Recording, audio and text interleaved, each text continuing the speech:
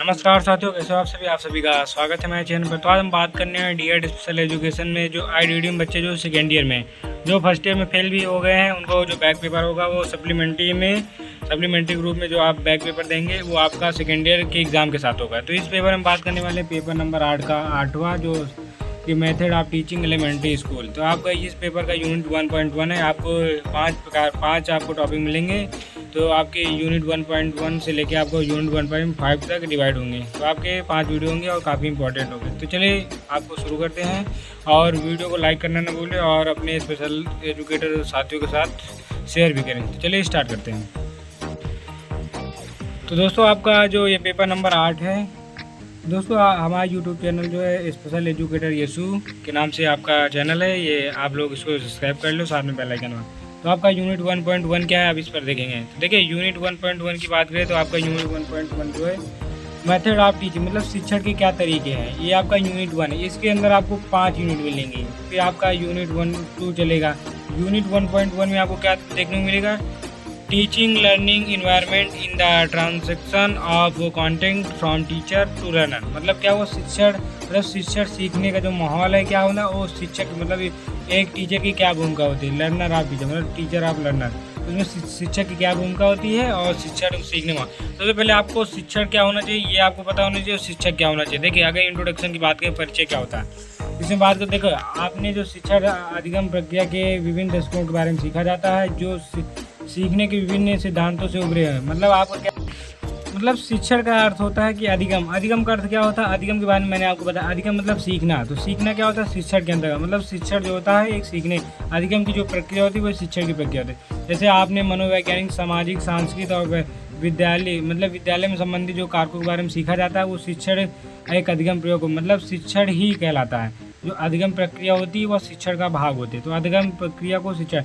अगर इंट्रोडक्शन आपको लिखने का हो तो आप क्या लिखोगे, आपने जो शिक्षण प्रक्रिया को जो विभिन्न दृष्टिकोण के बारे में जो सीखते हैं और जो सामाजिक, मनोवैज्ञानिक और सांस्कृतिक और विद्यालय संबंधी कारकों के बारे में जो सीखा जाता है वो शिक्षण की अधिगम प्रक्रिया को प्रभावित करता है। आप लोगों को जो PDF होगा वो टेलीग्राम चैनल पर मिलेगा। तो इसका जो लिंक है आपको डिस्क्रिप्शन बॉक्स में, तो बहुत से बच्चे कमेंट करते हैं लेकिन आप लोग डिस्क्रिप्शन बॉक्स चेक कर ले, वहाँ पर आपको लिंक मिल जाएगा। वहाँ से आप लोग जाके टेलीग्राम चैनल को ज्वाइन कर लीजिए, तो वहाँ पर आपको PDF मिल जाएगा। अगर हम बात करने की इसको मतलब इसको हम समझाने के तरीकों को बात करते हैं कि सीखने की जो आप होता है, जो सीखना कैसे होता है। जैसे आप ये जानने के लिए उत्सुक होते हैं, जैसे छात्र सीखने के लिए अधिकतम परिणाम कैसे प्राप्त करेंगे। इस उद्देश्य को प्राप्त करने का एक तरीका कक्षा में सीखने का अच्छा माहौल बनाना होता है। आप जानते हैं कि सीखना केवल कक्षा तक ही मतलब सीखने के लिए ये नहीं होती कि आप केवल पास कर चुके हो जो सीख चुके, ऐसा नहीं होता। जो सीखना होता है वो अनौपचारिक परिवेश होता है। ये स्कूल, समुदाय, समाज, साथियों के बीच में सीखा भी जा सकता है। और सीखना एक जो होता है दीर्घकालिक प्रक्रिया होती है, जीवन पर्यंत चलने वाली प्रक्रिया, क्योंकि आप जीवन भर कुछ ना कुछ सीखते हैं। तो सीखना क्या होता है, जो सीखना एक होती है दीर्घकालिक प्रक्रिया या मतलब ये लाइफ टाइम तक चलती रहती है। तो इसके बारे में जो सीखने की इकाई जो होती है, अवधारणा होती है, आपके विभिन्न मतलब घटक जो कारक होते हैं उन पर चर्चा करते हैं। जैसे एक शिक्षक के रूप में उन तरीकों को समझाना आवश्यक है जिनके द्वारा वो अपनी कक्षा, शिक्षक क्या होता है आपकी कक्षा में केवल आपको पढ़ाता है। अब बात करेंगे मीनिंग ऑफ लर्निंग इन्वायरमेंट मतलब सीखने का माहौल और उसका अर्थ क्या होता है। सीखने का माहौल क्या होता है, देखिए सीखने का माहौल ये होता है कि हम सभी जानते हैं सीखना है क्या सतत प्रक्रिया मतलब लगातार चलने वाली प्रक्रिया होती है, लेकिन जो अक्सर स्कूल से जुड़ी होती है, लेकिन यह व्यक्तियों और पर्यावरण के बीच में बातचीत का परिणाम होती है जिससे वे काम करते हैं। इसलिए वे गतिशील प्रक्रिया होते हैं, वो पूरे जीवन में होती है। मतलब मैंने बताया ना कि जीवन पर्यंत जिस वातावरण में सीखना होता है उसे प्राकृतिक परिस्थितियों और प्रभाव, सामाजिक, सांस्कृतिक संदर्भों संयोजन के रूप में वर्णित किया जा सकता है जिसमें एक व्यक्ति स्थित होता है। इसलिए आप कह सकते हैं कि सीखने का जो वातावरण परिवेश होता है कुल योग आपके अनुभव पर निर्भर करता है। अनुभव से आप बातचीत करते हैं, उसी प्रकार सीखने के लिए अग्रसर होते हैं।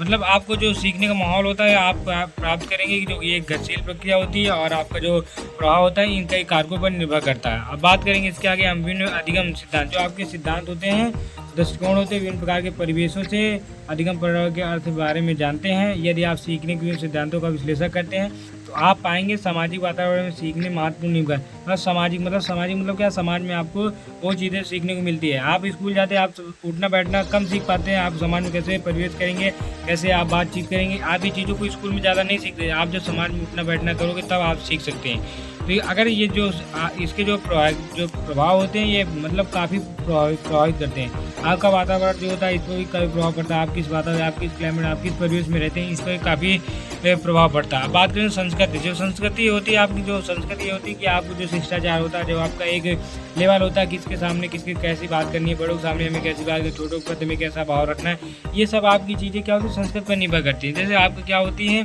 प्रज्ञा मध्यस्थ, मतलब आपकी जो आपको क्योंकि सीखने वाला जो अर्थ बनाने की जो प्रक्रिया होती है वो सांस्कृतिक उदाहरण जैसे भाषा का उपयोग करते हैं। मतलब समझा जाता है कि आप सीखने के प्रासंगिक प्राकृतिक होते हैं। सीखने का माहौल ये होता है कि आप भिन्नता के सीखने विभिन्न परिणामों की ओर ले जाती है। सीखने का जो माहौल होता है विभिन्नता के कारण भी आपको परिणामों की ओर ले जाती है। सीखने की जो सतत प्रक्रिया होती है आप विभिन्न प्रकार से सेटिंग तक सीमित नहीं होती है। विभिन्न प्रकार की सेटिंग के आधार पर यूनेस्को ने 1984 में निम्नलिखित प्रकार की सीखने को वर्गीकृत किया। देखिए आपको मैं बता दूं, आपको इन सभी चीज़ों को आप पढ़ सकते हैं तो पढ़ सकते हैं, स्क्रीनशॉट लेके एक दो बार या टेलीग्राम वीडियो मिल जाएगा।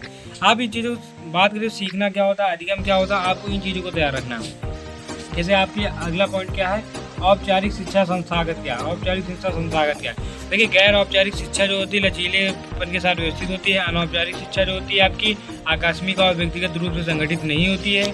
सीखने का वातावरण वर्णन करने के लिए अक्सर औपचारिक, गैर औपचारिक और अनौपचारिक का प्रयोग किया जाता है। आप जानते हैं कि औपचारिक शिक्षा जो होती है मुख्यतः विद्यालयों में होती है, जबकि अनौपचारिक शिक्षा जो होती है आपकी परिवार, समुदाय, समाज में होती है। आइए हम जो औपचारिक अनौपचारिक जो वातावरण की प्रक्रिया उनके बारे में अधिक बारे में समझते हैं। देखिए आप लोग अगर हमारे चैनल पहली बार तो चैनल को लाइक शेयर सब्सक्राइब कर लो, साथ में बेल आइकन दबा लो, जिससे आपको जॉब इस टेलीग्राम चैनल पर और यूट्यूब चैनल आपको स्पेशल एजुकेशन से जुड़ी रिलेटेड जानकारी मिलती रहती है। अब बात करेंगे जो सीखने के जो माहौल होते हैं इनके प्रकार का, मतलब लर्निंग इन्वायरमेंट के टाइप्स ऑफ लर्निंग इन्वायरमेंट, सीखने के माहौल के प्रकार जो होते हैं। अब बात करेंगे जो औपचारिक मतलब फॉर्मल लिविंग इन्वायरमेंट क्या होता है, औपचारिक सीखने का माहौल क्या होता है। सीखने के माहौल स्कूलों, जो कॉलेजों, विश्वविद्यालयों जैसे औपचारिक संगठनों में होता है। औपचारिक सीखने का जो माहौल होता है, आपको औपचारिक का आप अर्थ समझ लीजिए, आपके जो कॉलेजों, संस्थानों, आपको एक जहाँ पर कई बच्चों के एक साथ मिलकर सब कुछ बताया जाता है, वो आपका औपचारिक होता है। अनौपचारिक में क्या आपका होता है, जैसे आपके घर, समुदाय,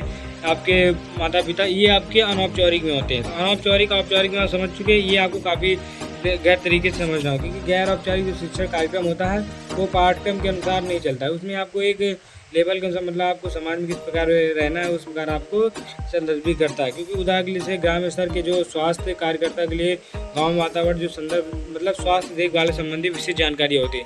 शिक्षण अधिगम की जो समानता, शिक्षार्थी जो उन प्रगति की लचीली होती है। मतलब शिक्षण क्या होता है, शिक्षण जो अधिगम, तो शिक्षण क्या होता है, सीखने की जो प्रक्रिया होती है इसमें हर कोई सीखता है, कुछ ना कुछ लोग सीखते हैं। ये नहीं कि आपके जो शिक्षक होते हैं वो भी कुछ सीखते हैं तब आपको सिखाते हैं। तो आपकी क्या होती है, ये शिक्षण जो होती है लगातार चलने वाली प्रक्रिया होती है और ये सतत प्रकार की प्रक्रिया होती है। बात करेंगे जो आपके सीखने के माहौल को बनाए रखने, सीखने के माहौल कैसे बनाए रखना होता है। ठीक है, सीखने के जो माहौल बनाने के लिए शिक्षक अपने शिक्षार्थियों को सक्रिय रूप से निगरानी रखता है। मतलब उन पर एक आइकॉन मतलब उनको वो अपने अंडर में रखता है कि बालक जो कैसे पढ़ रहे हैं कैसे नहीं पढ़ रहे, क्योंकि सक्रिय निगरानी में छात्र के व्यवहार को करीब से देखना शामिल होता है। जब वो बच्चों के ऊपर निगरानी तब उसके व्यवहार को देख पाएगा, वो दूसरे के साथ कैसा व्यवहार करता है, किसी के साथ दुर्व्यवहार तो नहीं करता, इन चीज़ों को वो देखता और समझता है।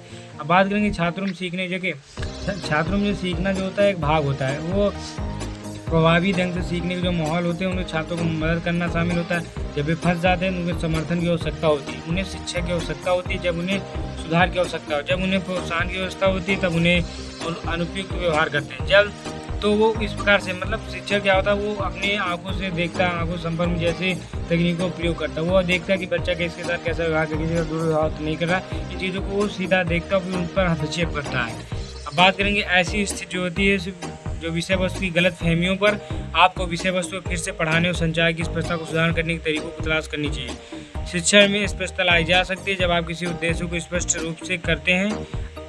असाइनमेंट के जो सटीक निर्देश होते हैं, असाइनमेंट का मतलब क्या है, जैसे मैं आपको पीडीएफ में पूरी चीज़ें पढ़ के नहीं बता रहा हूँ, क्योंकि मैं थोड़ी थोड़ी चीज़ें आपको समझा रहा हूँ, क्योंकि आपको इसमें कुछ समझना कुछ लिखना है।